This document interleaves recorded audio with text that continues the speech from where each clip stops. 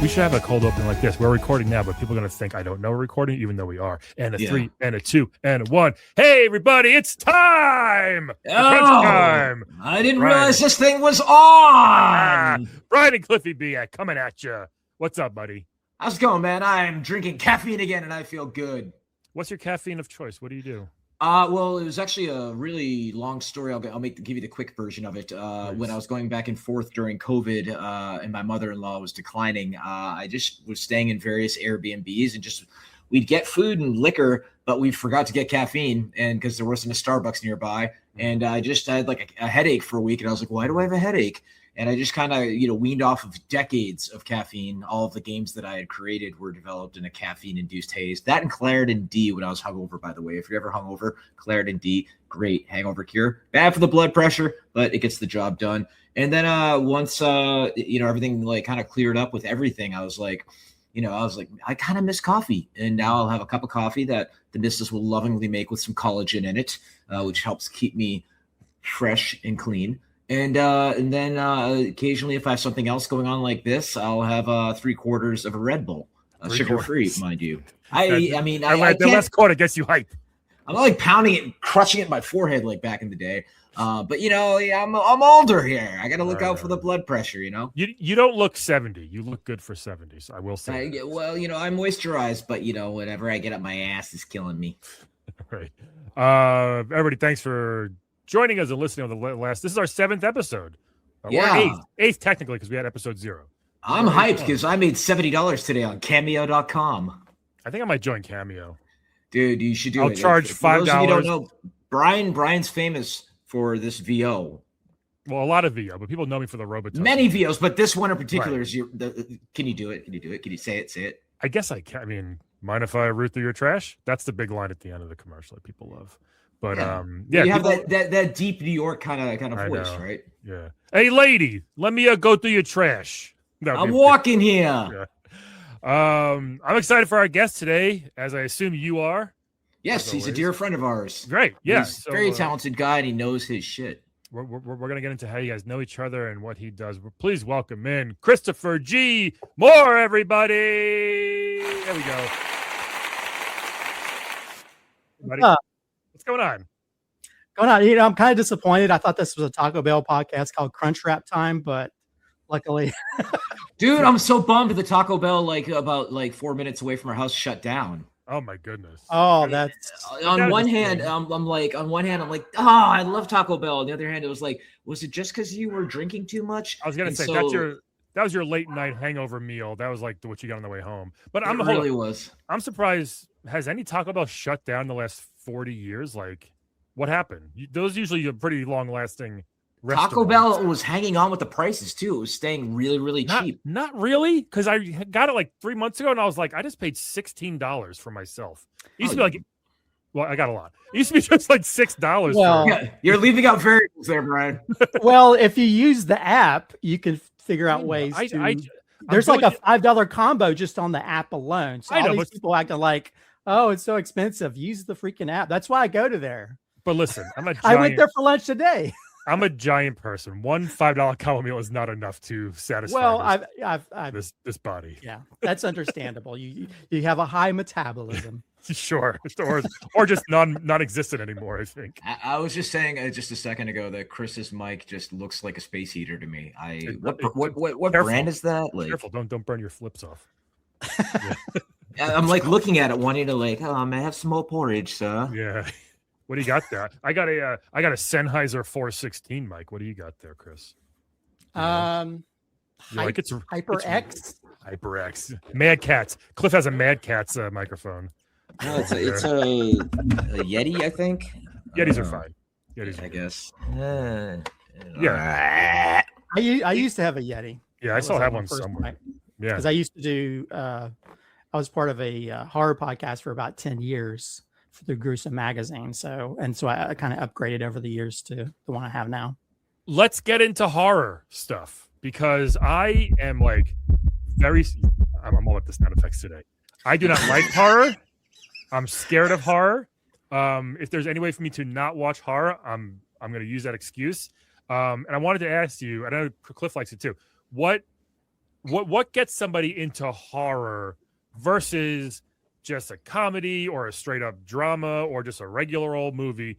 What draws you? Chris, you can start. What draws you to, like, if you have a choice of movies, you're going to go horror. What draws someone to that versus, like, why do you want to be scared versus just relaxed and laugh? Go.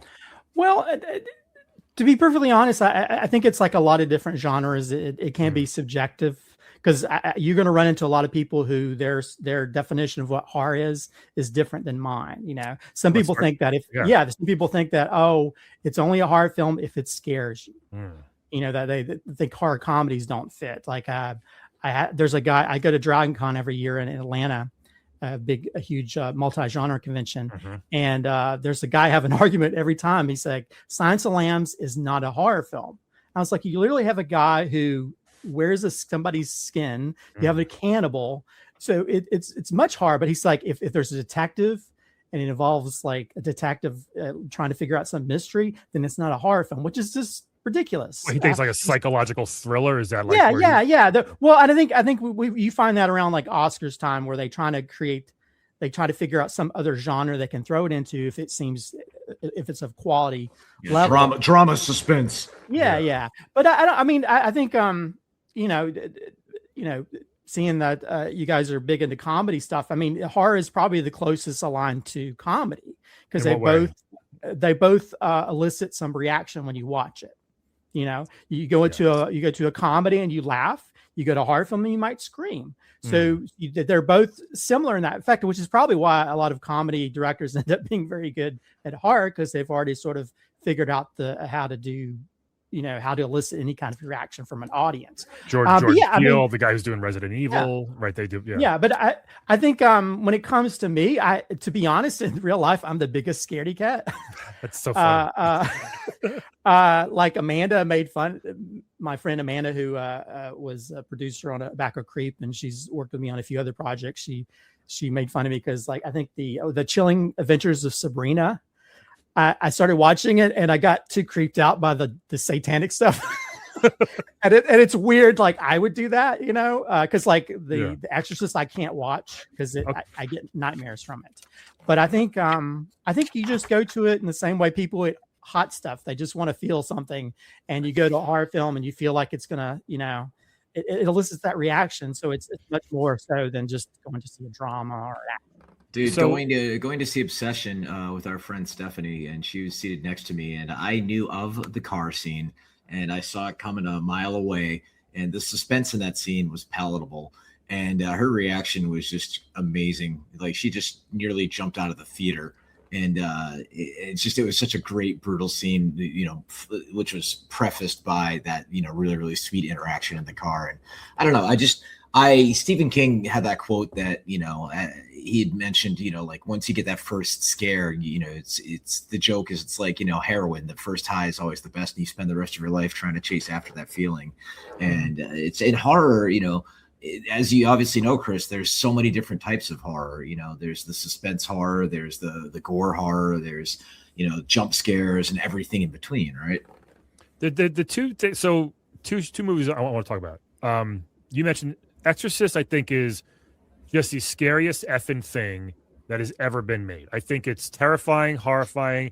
Any, like, October 3rd or 4th, when all, like, the commercials, like, it's Halloween month, it's spooky season. Yeah, they always show Reagan, like, one picture, even a split second. Like, no, my whole fucking month is ruined now because I saw her. Just seeing her face ruins the rest of my month. I can't get it out of my head.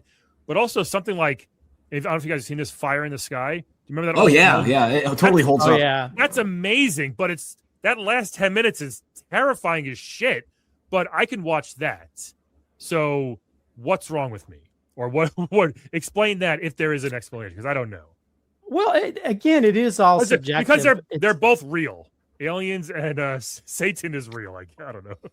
Well, yeah, but the stories are still, they add a little bit more probably than what actually happened. But yeah, I don't know. It's weird because like there's like one of the horror podcasts I follow. The one person, they finally showed their kids Exorcist, and they were like, "What's the deal with this?" So I don't know if it's one of those things to where like if a certain growing up a certain way or certain generations that affects, and then somehow I don't know, maybe the new kids today are like they've seen it all, and so they're not. I'll never forget. There was a time I must have been like 6-7 years old, and my godparents were babysitting me. They rented like a spot at the beach, and it was late night, and they were showing the classic black and white Frankenstein. And I was watching this, and like I wasn't scared, I wasn't freaked out, because around that age I had 80s horror on in the background that my brothers had put on, and I was used to that level of fear and whatnot. And as part of it's, you know, how you can get like desensitized to things. And you know, it's also for me tying into, I love the sense of dread, you know, like rewatching The Shining and the entire sense of dread the entire time during that movie. It's the the shortest and longest 3 hours of your entire life, in my opinion. Yeah, I don't know, but I remember that one time in The Exorcist when like they're downstairs and they hear Reagan, like she just goes, it's like a long groan moan. I remember when I took a date in college to go see like when they re-released it for some dumb reason, and I started bursting out laughing because I think I went so far scared. I went back to funny because my brain couldn't process how scared I was. So I just started laughing out loud in the theater, even though I had to like cover my eyes. I was so scared. And this girl's like, "Who's this pussy?" You know, we didn't date again, but it was like, I couldn't believe that just that sound. They didn't even show her, just hearing that. I was like, they nailed this. This is the scariest thing I've ever seen in my life. I don't know. That's how. Well, and I think I do love that kind of reaction that some of us almost like it's almost like shock humor at some point. Yeah, I couldn't have control certain things you're watching. Yeah. I mean, there's certain films that just get so kind of gory and gross. Like Lee Cronin's The Mummy. I remember seeing in the theater, and there was parts I started laughing. I was like, "Oh no, what? No, let's not pull that toenail off." Yeah, and the dentures. You got to love the dentures. Yeah. So there's certain or like just certain things that, and I'm also a huge. My favorite subgenre is horror comedy, of course, and so because Evil Dead 2 is like my overall favorite horror film ever. What else is there? Like Shaun of the Dead, things like that. I love Shaun of the Dead. Yeah. I love Dead Alive, which has a lot of gore, but it's so over the top, it just becomes funny at some point. How about Vampire in Brooklyn? Is that on your list? I love Wes Craven. That's definitely not one of his. I mean, I don't hate it, but it's definitely. I mean, I think right? Well, yeah. His career was kind of fell off a little bit. Eddie Murphy's career kind of fell off after that, but for a little bit, yeah. But yeah. I mean, it's so. I think is like when it comes to horror. I think the house I grew up in was across from a cemetery. And the bedroom. Oh, it's all making sense now. Yeah, and my brother and I, we shared a bedroom for a little while. We had a bunk bed, and that was the top bunk bed. And when I looked out the window, I could see the cemetery. And I swear, growing up, I saw something floating across the thing. And so I've always had this kind of curiosity, but also I don't want to know too much. Like I had a friend of mine, my friend of mine knows I love Stranger Things, and so they gave me a Stranger Things Ouija board, and I was like, "Oh, thank you," and I kept it near the door. I refused to bring. This will stay wrapped. Like, I told him, I was like, I hate to say this, I take it back. I have enough bad luck as it is in general, so I don't need any to open some portal in my house. Yeah, there's certain stuff like that I ain't fucking with. It's, you know, we were walking out of Obsession, and we went with our friend Jenna, who's a character, and she's like, "Yeah, that's why I don't fuck with those love spells." And I'm like, I'm not messing with any of that stuff. You know, it's plenty entertaining in a film. But just real quick, going back to that sense of dread, one of the movies that totally fucked me up for a while was Hereditary. That movie had such an incredible sense of dread and foreboding in it, and yeah, it paid off with some really screwed up stuff. But the classic, like my favorite scares are the ones where, you know, you see a character just kind of sitting there, and I'm a very observant person. There's a scene in The Burrows where the main guy rolls up to a storage facility, and the sign for the storage facility they have the logo, and you realize I'm like, oh hey, did you notice, Lauren? That's the same font as the Stranger Things logo because the Duffer Brothers produced it. And just I'm always looking in the background, and I always love when you see something that's just slightly off. That's why Insidious had a lot of that.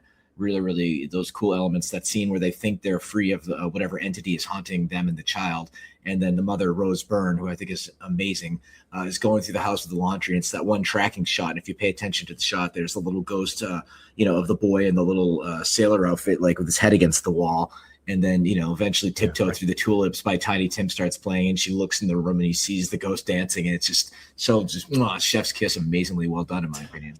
My wife claims, and she swears, that her house was haunted growing up, and like there are times where like the Christmas tree would just start shaking, like I don't know, no one was there doing. You sure it wasn't a cat? I swear to God, it was the cabinets would open, like shit like that, and like I kind of believe in that shit a little,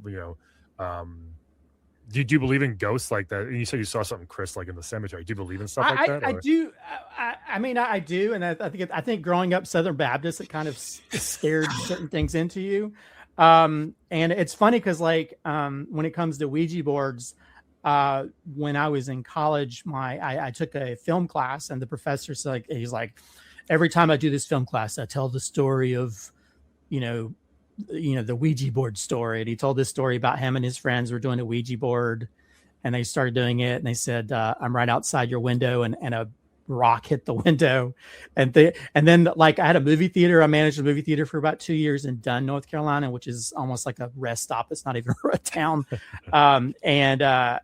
And they supposedly had done a Ouija board in the box office on Halloween night. And the Ouija board said, it's going to break, and the film broke. So I have all these people that have stories and stuff. Yeah. I mean, I've had stuff, that I think might be stuff, but I always think I just have an overactive imagination. Right. I always tell this funny story. If I ever did stand up, I would probably tell it where I was when I lived in an apartment. I was sleeping one night, and I hear this voice saying, "I'll be your best friend." And I was like, "What the fuck?" And I wake up, and I was like, "Okay, maybe I'm just dreaming." I go to sleep, and I was like, "I'll be your best friend." I was like, oh. So I turned the light on. I'm like looking around. I was like, either I'm schizophrenic or there's a ghost in my house. And then I like stood there, like where you just listen. And I'm like, I'll be your best. And it's coming from the corner of the room. And I go through and pour through stuff. It was a Woody doll from Toy Story that the string had like messed up to where it would go in slow. And it would creak this, like, it sounded this creepy voice because it was going, it's like, I'll be your best friend, We would always mess with those, like that thing that we would rotate. Yeah. It's just funny how, like, the only experiences I've had have mostly been things where I just feel like an idiot. Like your Teddy Ruxpin's running out of batteries. Like, please play with me. Put your NWA tape in your Teddy Ruxpin and see, watch him bust out straight out of Compton. I still have my my Alf doll where you can put the cassettes in the back, and he'll read you a bedtime story from one. I didn't know they made one. Hell yeah, man. This shows you how old I am. There was a toy back in the day. It looked like a robot, and it came with these. It's basically the what's it called? What's the tapes that they used to play music on? The 8-track. 8-track, yeah. It took 8-track tapes, and it had buttons so that it would ask you questions, and you'd press A, B, C, or D. But you could put regular 8-track tapes into it, so you could have the robot like almost like a little mini DJ. I love that. Yeah, 8-tracks were terrible because you'd play it and like you couldn't rewind it. That was like part of the shtick. Like, now you're showing your age. I never had an 8-track. Oh, my parents had. It was my older brothers. Damn it. Sure. Yeah. Let's get into a couple more movie stuff. I'm gonna go see Toy Story 5 this weekend. Are you? See, okay. Here's the thing with this. People started freaking out of the last like 3 Toy Stories, including this one. I feel like a little too much. Like adults were going crazy for this Toy Story. I thought it was for kids. I don't really go see quote unquote kids movies without my kids, but people love. I mean, I didn't really get into the Toy Story 1 and 2 as a kid for some reason, or maybe I was like, I don't know when the first one came out. I was probably like 15. Maybe that's 95. 90. Okay, so exactly. I was 15. Because I managed a movie theater when it came out. Right. So I know most things from 1999 because I worked at Tower Records in '99. So I know all the music, Backstreet, Britney, Chris, all that stuff was like in my brain. But Toy Story, is it a big? I don't know if it's such. I don't know why. I don't know that it's that big of a deal. I think what you have right now is an entire generation of parents that now have kids that are like, iPad kids. What's your excuse? Why are you going to see it? Because Woody got a gut and he's balding, so I identify with that. We can relate finally. Yeah. But I mean, you look like a bouncer. I just look weird. But yeah, the thing is I think tapping into the whole like the iPad is now the enemy, and what's heaven forbid the kids actually have some imagination, and now they're just glued to their screens. And I think that's and anytime I go into public and I see somebody with some kids at a restaurant, the kids are with crayons or doing something that doesn't involve a screen. As much as I love my glowing rectangles as much as the next person, and I live on them and our wearables and all that stuff, you got to know when to disconnect and when to not stare at a goddamn screen. Yeah, and sometimes I think that's going to be the lesson. Yeah, sometimes you can't help it as a parent, and I feel bad too sometimes, but sometimes I'd rather that versus my kids screaming in a restaurant. But I get it. Yeah, you don't want to be that dad.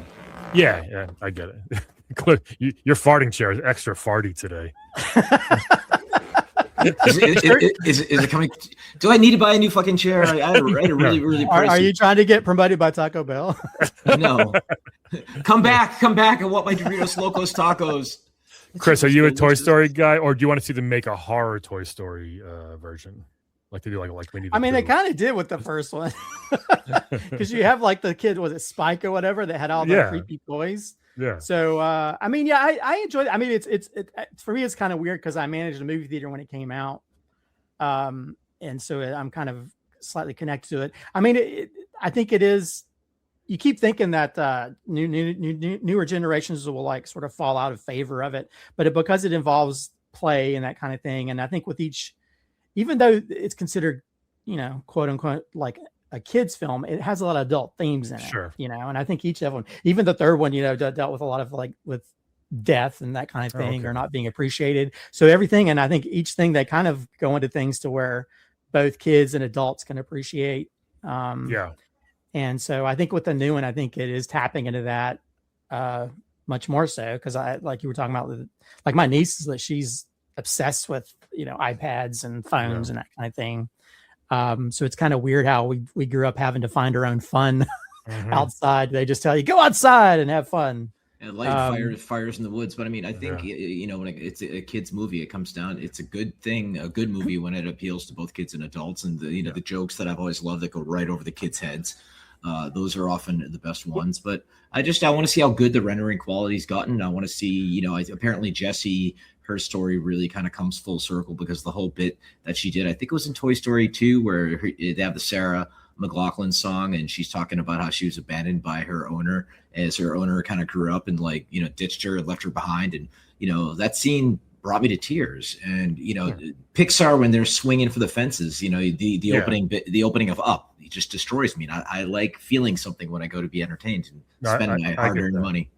I get that. Well, you think they're going to run out of ideas and stuff, and the one where they talked about collectors and how they don't play with the toys, so it's like, it's kind of interesting how because you think in Toy Story 5, what they can do now, and they always seem to find some way to get back to it. And there's a lot of good buzz coming out about in this fifth iteration. Well, I mean, in regards to the whole collector thing, I mean, that was also kind of a sub theme of the Lego movie.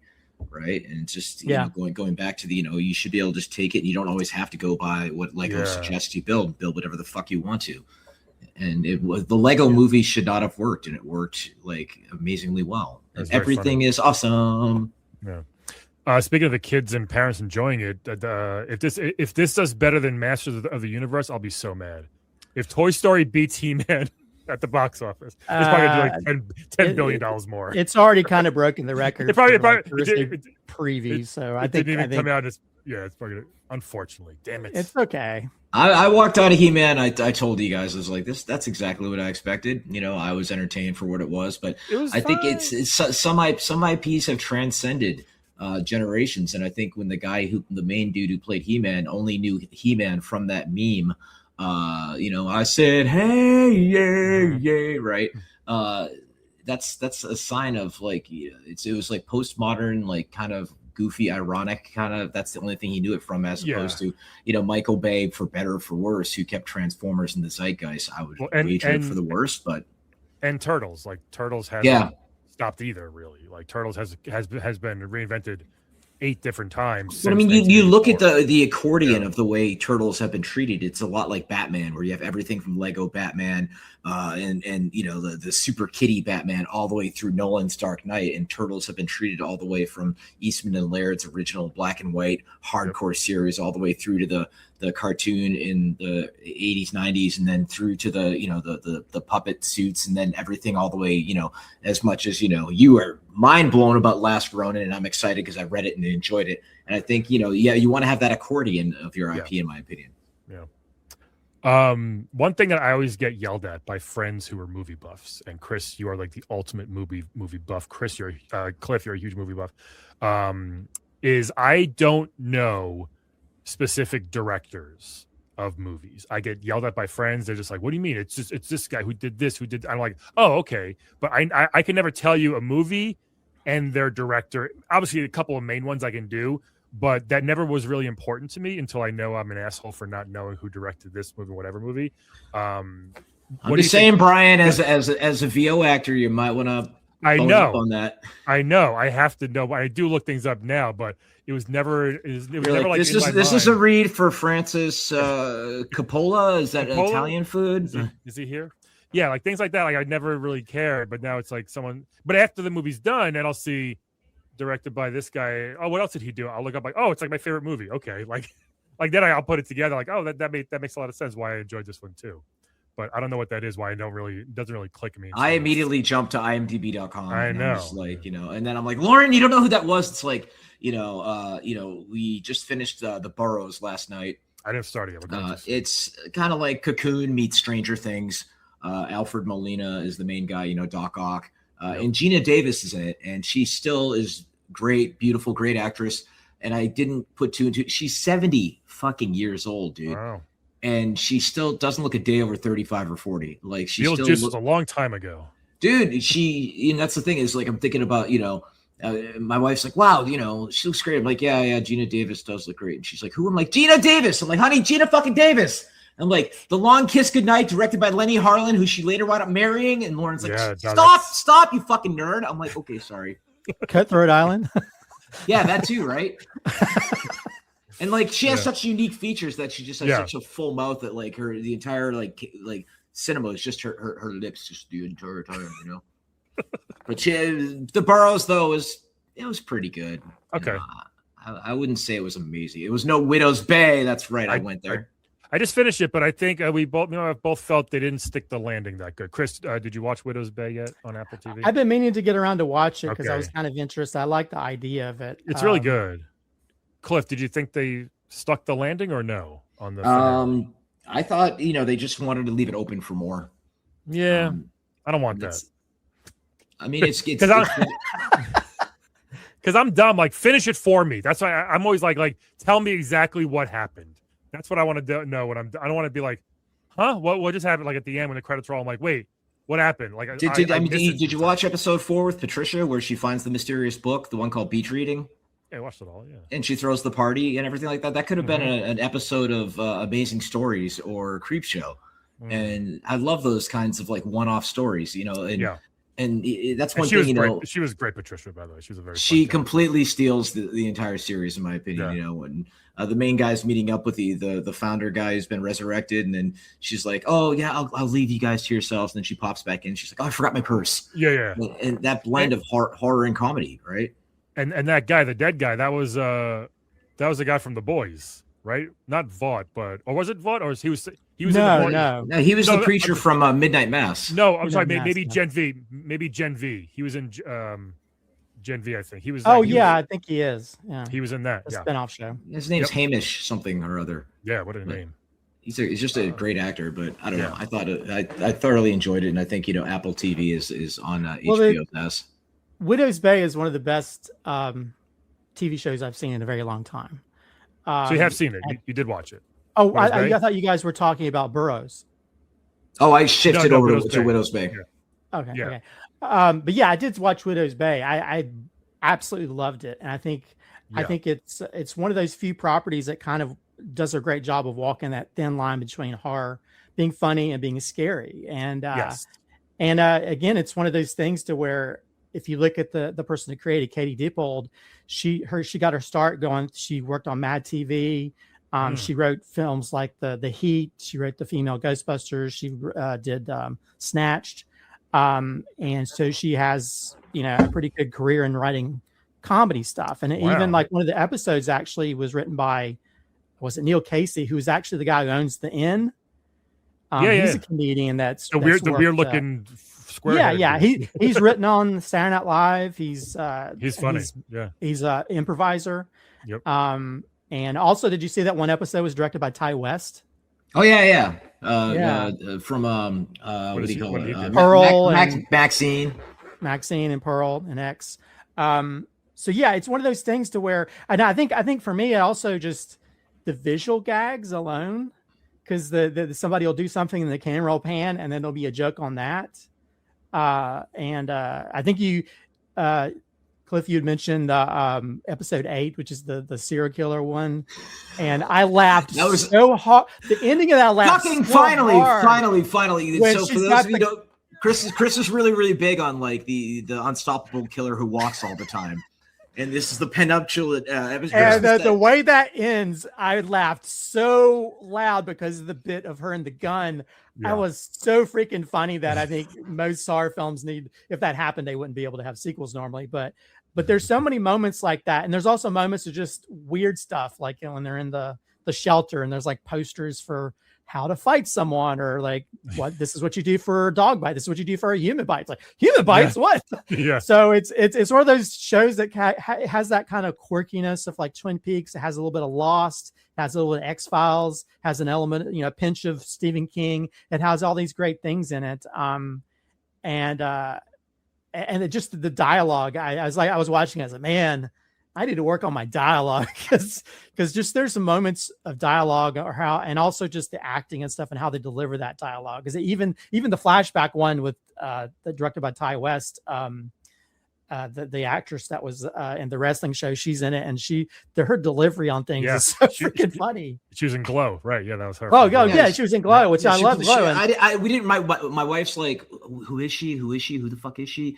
And then me the next day to IMDb, and I'm looking up. I'm like, oh, she was the pretty blonde that you one episode you liked in Glow, the next episode you hated, blah blah blah blah. And that's just a sign of a good actor or actress, where you're like, wait, I don't recognize that person. Same thing with Hamish. I'm like watching him and I'm recognizing his eyes. Because Midnight Mass is one of my favorite TV series like ever. It was fucking phenomenal. Mike Flanagan could do no wrong. Cannot wait for his take on Carrie. And then I was like, I knew it was him because his voice on Midnight Mass was the preacher who wanted to believe everybody, have faith. And then when he's playing, the guy who found the town, looking like that Rob Zombie thing, he's right? And it was just great range. And then when they lock him up in the sarcophagus casket, and he's just like, "Let me, are you still in the room? Let me out here. What the fuck?"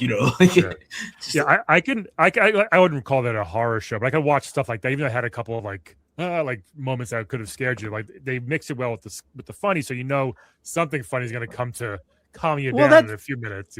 That's the thing. And you were talking about earlier, Cliff, about how like you're looking for things on the screen. There's certain things where there's stuff happening within the frame, and like when the hag is in the road and you see her run by the side of the car and stuff and things like that. I think they do so. But yeah, it's one of those things where you're kind of creeped out. It's like, oh crap, he's being attacked with this hag, and then she's like, and then when he tells earlier about like she'll sit on your face, and she starts to sit on his face. Like, oh god, this is how this plays out. So it's like you take those kind of normal myths and you add some kind of weird aspect to it. Like what? Like when they tell like when the guy's introducing the girls and he's like, yeah, she lost a finger to a wheelbarrow wheel or something like that. Just little funny things that pieces of dialogue that kind of throw you off in the same way some kind of weird thing would throw you off.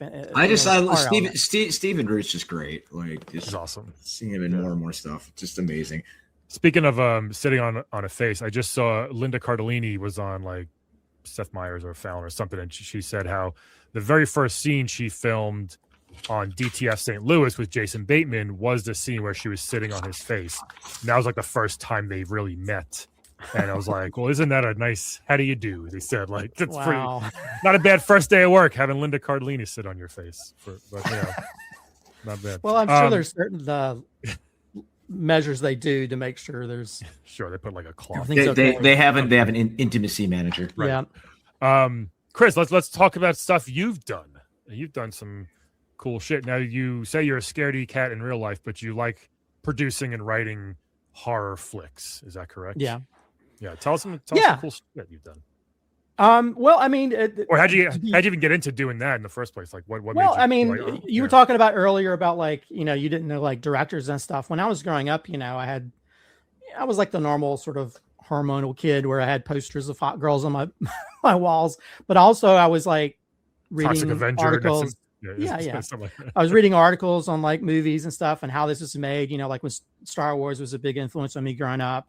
So when I still had the VHS tape of the making of Empire Strikes Back. And so you learn aspects of that and you learn, oh, this director did this or that. And so I've just always been obsessed with it. I'd watch all kinds of special features and, on DVDs and that kind of thing, learning how to do stuff. Cause I've never actually been to film school. I've taken film classes. I've taken I took a playwriting class, stage directing class when I was in college because that was all I could do because I went to Clemson University. But I've always had intrigued by it, and I've always done like little videos and stuff. I didn't really take it seriously until I think 2003. There was a KFC popcorn chicken. Their item came out, and they had a commercial contest, and I submitted it, and I won third place and won like $5,000 or something. That's awesome. No shit. I've known you this long. And this is the first time you're telling me this. Tell us about the commercial if you could. Yeah. We opened. I think they thought I was maybe a teenager because I worked with 2 teenage kids or whatever. But and it was like if I'm not even sure if I have it, but if you watch it now, it's got really bad special effects. Sure. But basically, it's one of those things where these 2 kids are eating popcorn chicken. It's like, watch what I can do, and the one throws it up and throws it in his mouth. It's like, oh, I can throw it even higher. And the third guy's like, oh, watch this, and he winds up and he throws it into space. Nice. It goes back into his mouth, and that was basically the gist of it. Although I did learn that I think it was $6,000 I won. I did learn about there's taxes on that. Yeah, and I learned that the hard way by the end of the year. When I won my Wheel of Fortune money, I had to pay a big chunk of because it's 1099. So I won 14,000. 6 of that was gone with the taxes. That's crazy because when I got my first check from Jazz Jackrabbit, it was $5,000, and I went to the mall and tried to spend as much of it as possible, like a total idiot. And then tax time came around. Oops. Yeah, I used it as a down payment on a car, and then I realized, oh crap, tax time came and I was screwed. Yeah. But I did like all little things for different organizations. Back when I was more religious, I used to do stuff for the youth group and the singles group and stuff like that. And then around I think it was 2006, I was already part of, I did comedy improv through Comedy Works for about 7 years. Uh-huh. And I decided right here in Raleigh, right? Yeah. And there was a John Woo contest. It's funny how these contests bring me out of the woodworks.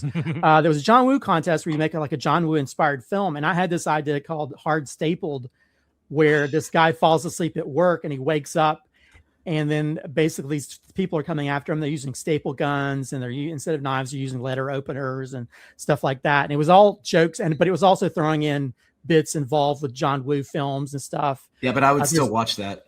Yeah. I'll send you a link. It's very small because I don't think I've ever upgraded it. But there's a scene where the guy chases after him and he finds a big wheel, and the other guy finds a big wheel, and it's me doing the parody of Mission Impossible 3 that John directed or whatever, where they're coming at each other with the cars and stuff. And great.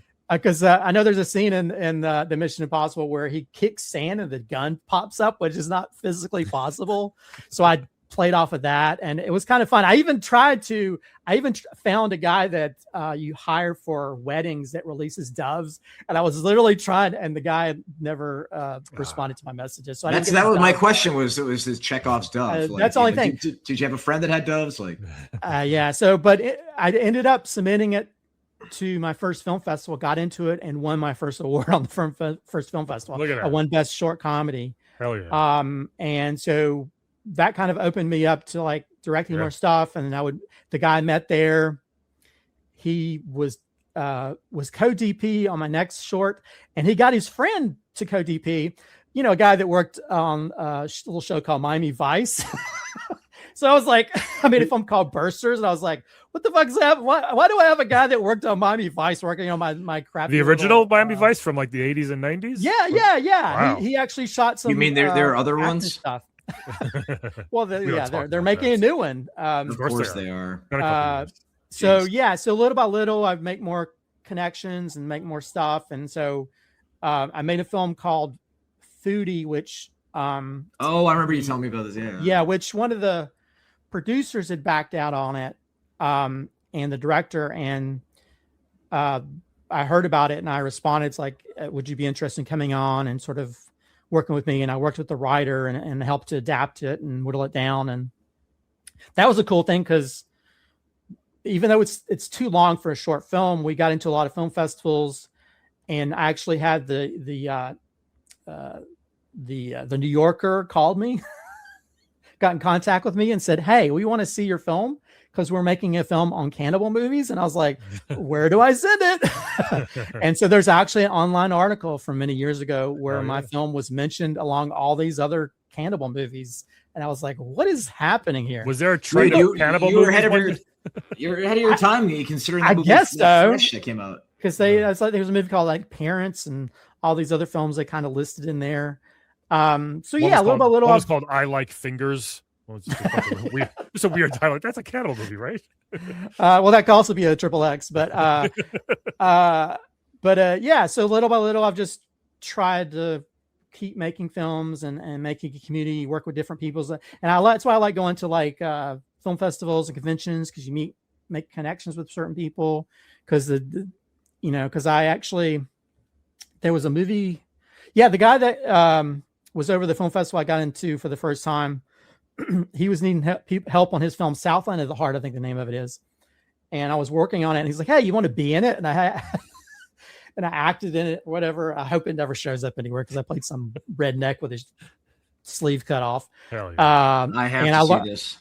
No, hopefully not. And I also learned how you do scenes, and you do certain things you never want to do again, because they shot a scene where we had to fall into the Neuse River, and the river was disgusting. It is. And I was miserable. And they cut it out. So I've learned how, when you put actors through it, you need to make sure you're gracious towards them. But so the DP on that, he actually has been working on a lot of my films I've done since then.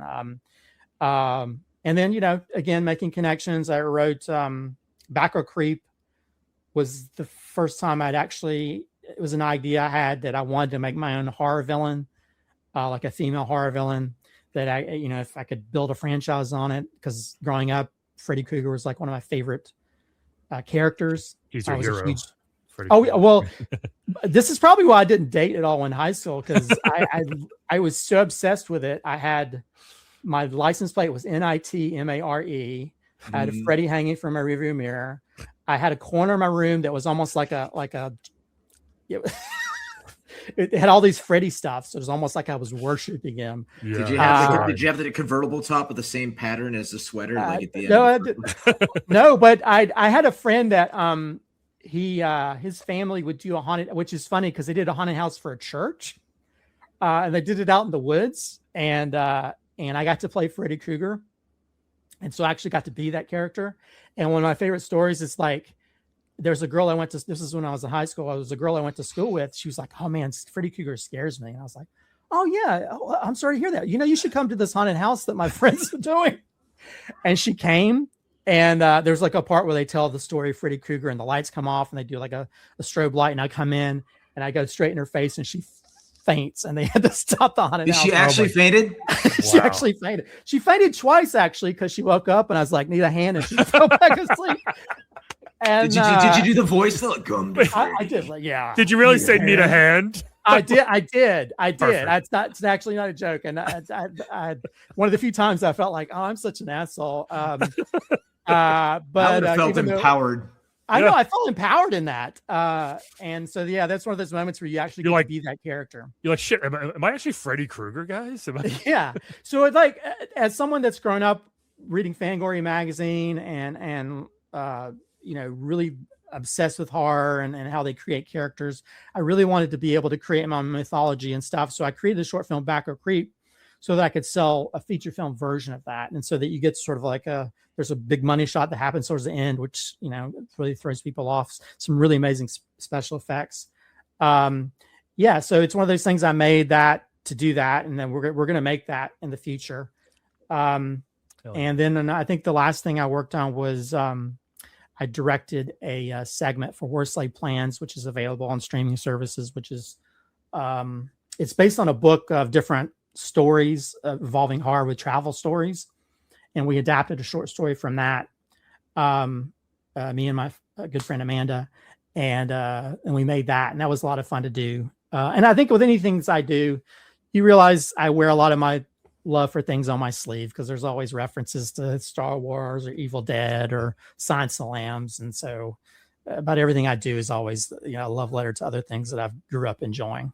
I love it. So I've actually, Facebook advertising has gotten pretty good at showing me like shirts that I actually want. Hence my Nagel Buffy. And there was one I almost bought where it said, I communicate in pop culture references mostly. This close to buying it. That's you. That's funny. How'd you two meet? Chris and Cliff, how'd you guys meet originally? Was it through Amanda or? Well, I know this. Well, actually, let me say this. The first time I'd ever seen Cliff was I was doing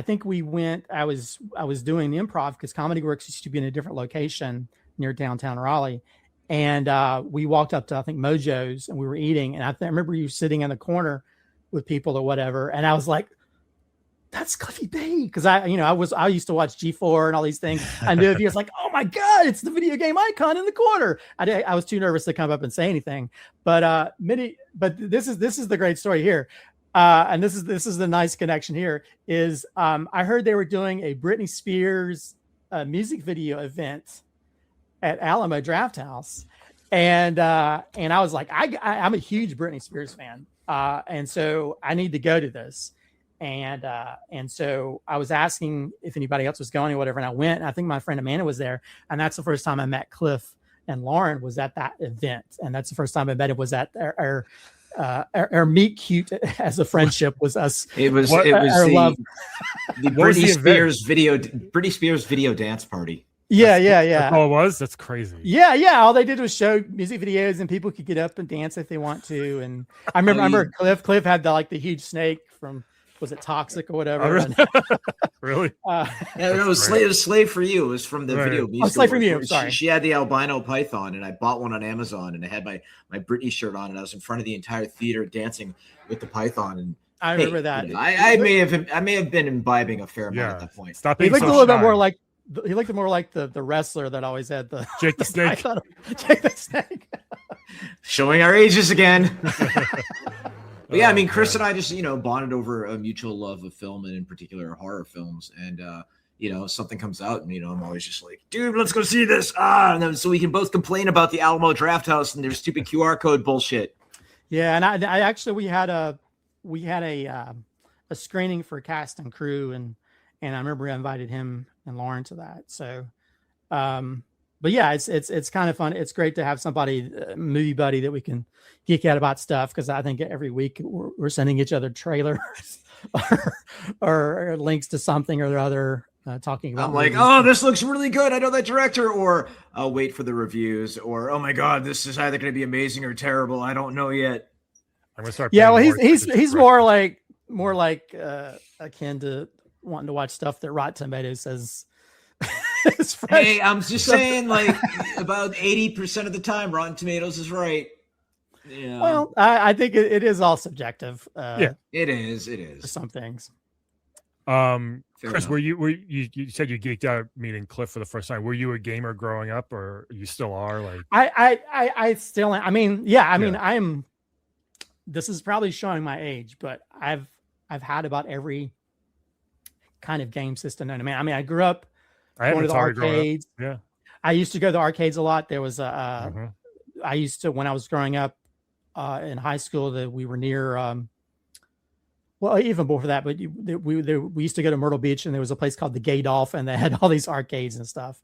But yeah, growing up, my first game system was a Sears Pong. Wow. Game system. So talk about old school, super OG that just had like a dial, and that's 8-track area, yo. And it would have like hockey, and it was different versions of the thing bouncing back and forth. But I was the first person.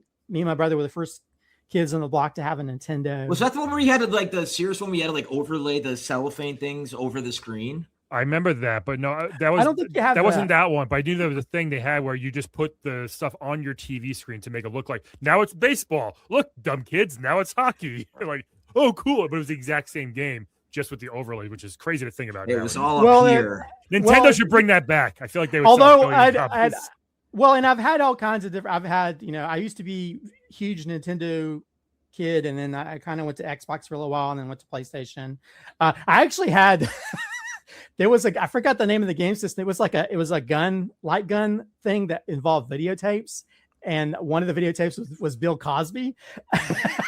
Oh, and you stick this sucker cup that had a light on it, and if you shot certain things on the screen, it would light up if you got it or not. It was like a weird amalgam of VHS. And I literally just read about, or I watched a video about this yesterday. I think it was like the weirdest things of the 80s, and like they said this one thing. It was the same tape every time. It didn't matter where you shot. It was the same game, but kids didn't know that. But oh fuck, what was it called? It was like the. Oh, I totally forgot. But I literally just watched the video yesterday. It's so funny you had that. And one of them, I think, and this is back before Bill Cosby was canceled, but it was even one that just involved him and stuff. But yeah, I've had all kinds of things I loved. I mean, I've always been a big fan of. I mean, the sad part is I did go to college for computer science. I wanted to be a programmer. When I was in high school, when our school got the black screen TRS-80 computers, we knew more than the teachers. We actually we created a hangman game for the special ed department. Nice. But instead of a hangman, it was like a rocket ship that would blast off if you didn't get all the hangman. In hindsight's kind of dark. But yeah, and I think I've told Cliff this a few times. Cliff has gotten to live the life that I wanted to be, because I wanted to be a video game creator. I wanted to create video games. We all did, yeah. And I have like my senior book. I've got like 10 years. What are you going to be? I'm going to be. I'm going to be a video game. I'm going to own a video game company. I'm going to be married to a supermodel. I'm going to have a Ferrari. All these stupid things. Fuck, Cliff did all that. God damn it. I know. Fuck you. Sorry, it was a Lamborghini, not a Ferrari. But it is one of those things. Those Lamborghinis, plural. Yeah. But I will say, like, I feel like it's going to come full circle at some point, because I know that at some point, either one of my films or some project will come along, which I will be a part of, helping to create a video game, because that'd be the ultimate goal for me. I had like two of my friends. I actually went this, while everybody else was going to sports camps for summer, I actually went to computer camp. Fuck yeah. And we actually, I think we came third place in the programming contest, but the people that won were basically. Well, with that one, the people that won that contest were basically, they walked off the screen to Revenge of the Nerds. They were just like the quintessential nerd stereotypes. We're like, oh, what the hell? Pocket protector, all that stuff. Yeah, I think if you look at Backward Creep, I think it has a lot of potential. I could see if that blows up, potential Dead by Daylight crossover. And then looking at the other one that you don't want to talk a lot about, but I think the latest trailers look really, really, really promising. I could see that as having a companion game to it, considering that a game aspect is a bit of the plot. Spoiler. Yeah. Well, the thing is, the interesting thing is, when we premiered, the second thing about Backward Creep was when we premiered, it was right before COVID hit. So it kind of, a lot of the film festivals went virtual or went away. So it was really frustrating because I was so excited about it. But I missed an email because I have like another email address that they emailed, but someone that was affiliated with the, I forgot the name. It's like a horror app type thing that makes content. I think it's, and so I think Eli Roth was part of it. And they had emailed was like, hey, we'd like to see about making Backer Creep as part of that thing. And a few years later, the open areas, you ever been to Halloween Horror Nights, Brian? Okay. Mm-hmm. Well, the open area where they had all their creatures from that app were there. And I that's the thing I kick myself about is like my Ashiro girl is what we call the villain would have been one of those characters in that if I'd seen that email. But at the same time, also, I don't want to sign off my IP just to anybody. So I'm not sure. Yeah, they're not just going to do it as a favor, right? So I'm not, I'm still going to be very particular once we get into a feature version, when we get distribution or rights and stuff. I'm going to be very particular about what we sign off, because I want to be like the Terrifier dude. I want to be like throwing my name on stuff and like, hey, make this, that, and try to make some money off of it. That's outside of just the release. Brian, have you watched Terrifier? No, I can't. Yeah, I like Brian and I'm sorry, Chris. Chris and I, Chris, feel free to pipe in regards to your opinion. I've seen almost all of it. I've seen, I think Martyrs is a really fucked up movie, but I love it. The Saw series, etc. But Terrifier for me was, I'm sorry, that was just too much. Like, and I movies like Bone Tomahawk that has a very similar kill. I thought it actually earned that with what they did with Bone Tomahawk. Terrifier, like I got like halfway through some of it, and I'm just like, no, this is too much.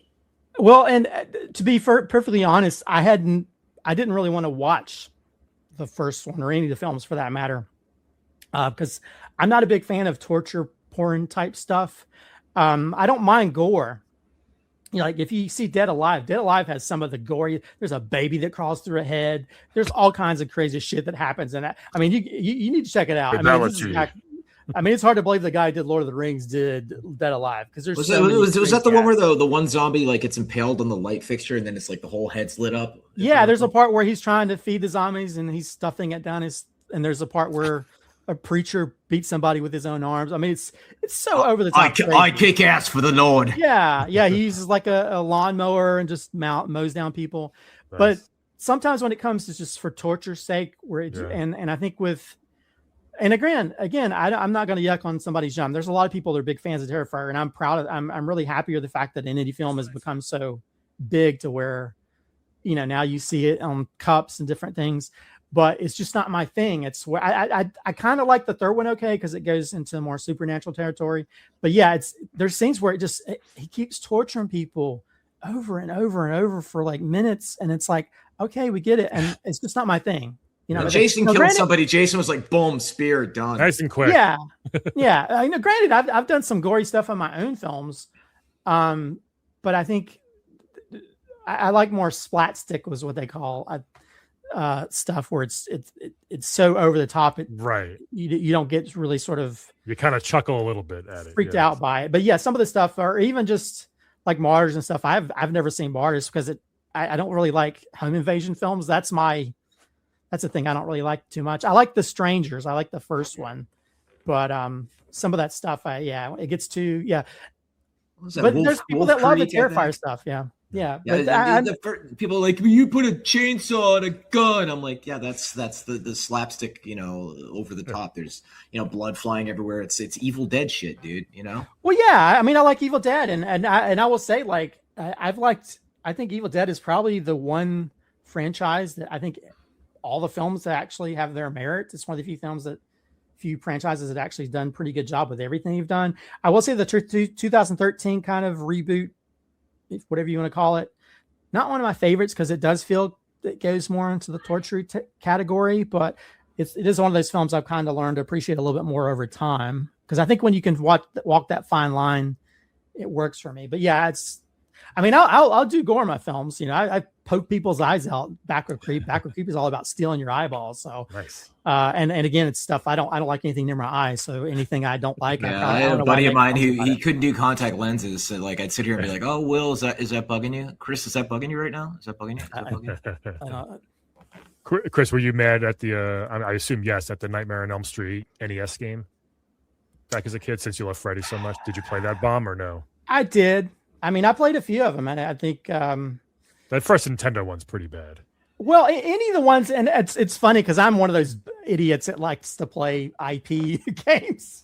You know, I played like the Fester one. Quest. Fester's Quest wasn't that bad. No, it wasn't bad, but I was like, I'm always the very hard that plays all the movie. Like I played Goonies 2 on the Atari, and so I've played all the ones that are based on movie IPs because I just like them. You know, I think Goonies 2 was NES. Yeah. There's a weird story because they never made a Goonies 1 Nintendo game. They made a Goonies 2 Nintendo game. I was thinking the movie was going to come out, but it never did. And they had like the weapon was like a yo-yo, and like it had like this chiptunes version of Cyndi Lauper's "Good Enough." Yes, and I'll never forget the door sounds that.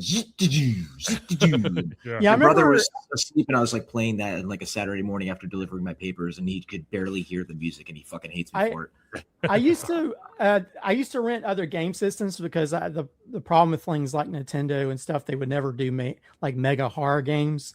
And I think it's one called, was it Slaughterhouse or something? They had Splatterhouse, yeah. So I rented the TurboGrafx system from a video store just so I could play all the bloody games. Yep. Well, I mean, they could be too bloody because of the bits and stuff, but but you were basically like Jason for Splatterhouse, but like a big old like stick and everything. You were a good guy, Jason, basically. Yeah. You were trying to save the girl again. Yeah. Well, and it's like not too long ago they came out with these side-scrolling games for Halloween and Evil Dead versus Ash, and I actually bought that to play on my PlayStation. Although I got pissed because it was like I felt like, oh, this is just like the old games. It's too fucking hard because I couldn't get past a certain level. I was like, because I love side-scrollers. I was like, man.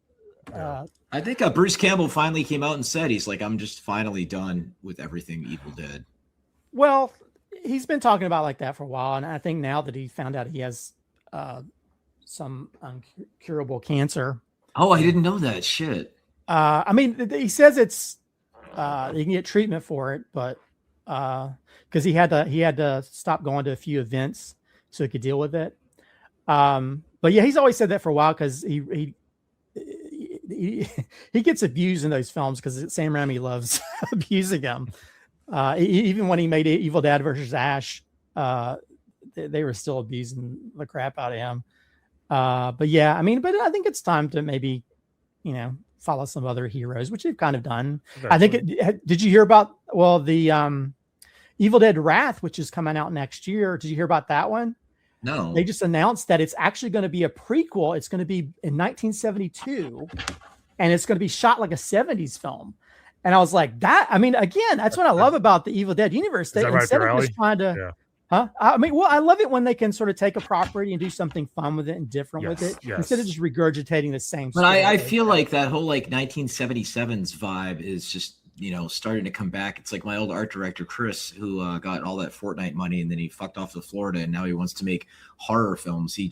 That's the era. Like 1977 was such a pinnacled year for him. And that's the kind of stuff that he wants to make right now. And he's working on some really, really promising stuff. Well, look at all the retro video games that have that retro aesthetic. That's like a thing. People like that now. It could be similar idea. I think we're all kind of tired of the Netflix look when it comes to movies these days, where it's too overly well lit, it's too clear and pristine. We need some kind of grit in the camera lens, and I think that's why we're kind of going back to your retro type stuff. And I know that vinyl, same thing with a vinyl sound, a record sound. You want that. You don't want it to be perfect. You want the. Oh yeah. Well, that's the thing about the thing about the niece. The kid's 15 and she swears by vinyl. Like everything is vinyl for her. She's like, it just sounds so much better, Nanny. I'm like, cool. You go, girl. Well, that's when you go back and look at films that tells different, similar stories of films that come out today. Why they feel so different. They feel more lived in. They feel more sort of impactful. Because I think sometimes when you get to because now that we have video screens and different things, it kind of takes away the quality of the images. Sure. It kind of takes you out of again, it's too too plasticky to be able to tell your story these days without, I think that's why, you had to be a little bit more specific in how you lit things back in the day, especially when they shot on film. So yeah, it's kind of interesting to do that. I know that my Atlanta filmmaker friends, we have an idea for doing a 70s based horror film that takes place in Atlanta, that hopefully after this project we're working on right now, we'll hopefully do that in the future. So yeah. But yeah. Keep moving, dude. And that's as Kanye said, does anybody make real shit anymore? Oh, please don't quote Kanye. My favorite hat says "Make Kanye 2006 again." I never liked Kanye. Good luck with that. Yeah. Cool. Chris, what's your favorite movie snack? Probably Reese's Pieces. Yeah, nice. I'm a big peanut butter boy. Top three for me. Cliff, what do you like? You like sushi or something, right? You like having a nice plate of appetizers. Yeah, and I like to have a virgin lay in front of me, and I eat it during the film, so it gets slightly heated with a little Bath and Body Works on her too. She's not a virgin. Take her away. Exactly. No, just a good old fashioned popcorn. But the menu's a little bit limited at the Alamo Draft House, so I basically just we're gonna go see the movie this time. Guess I'm getting a hot dog. So it's not a bad hot dog, but it's not exactly health food. I'm big on the big soft hot pretzels lately. Those are good. And a Bunch of Crunch. The Nestle Bunch of Crunch is a good one for a movie. Yeah, I'm all about cookies these days. Like I love those Oreos, those golden ones that are basically vanilla, but that shit is delicious. Yes. Chris, let's plug something. You have first of all, you're on Twitter and Instagram at I Like Films. How'd you get that, by the way? I like film. Because I'm old. Because nobody else did. No underscore, no letters, no numbers. I think. Well, the only thing that I couldn't get that somebody kind of got before me was YouTube, films. And that pisses me off. But but I have everything else. Like a TikTok, all this stuff is under I Like Films, and I actually own ilikefilms.com. So, which is my main site, which I've just upgraded recently for all my projects to pimp myself. Oh, yeah. Upcoming drive-in in Pennsylvania on September 12th. Yeah, well, there's been a feature film that we've been working on the last 2 years. We shot it, the majority of it in Greenville, Pennsylvania, and it's called Mr. X. It's directed by Tony Reams, and it's written by my awesome filmmaker friend Vanessa Ionta Wright, who recently got a tumor removed from her head, and she's recovering from that. So, Godspeed to her. She's doing amazing. But what's she like? Guys, film this for the show, just in case they want. She's actually making a documentary about the whole journey, and so and I might pop up into it because we sent some video stuff to her to cheer her up, and I did some kind of stuff that was basically Zucker Brothers and Quentin Tarantino type stuff. But anyway, yeah, she wrote it, and it's basically almost like a slasher-esque. It's got a little bit of John Hughes. It's a horror film about this killer, and these people get this invitation to do a game, and if they don't, people could die. We shot it in Greenville, Pennsylvania. And we have an upcoming sneak peek of it on it's called the Super Duper Scary But Fun Drive-In Extravaganza, and it's at the Reynolds Drive-In Theater in Greenville, Pennsylvania. It's on September 12th at 4 p.m. and it's going to feature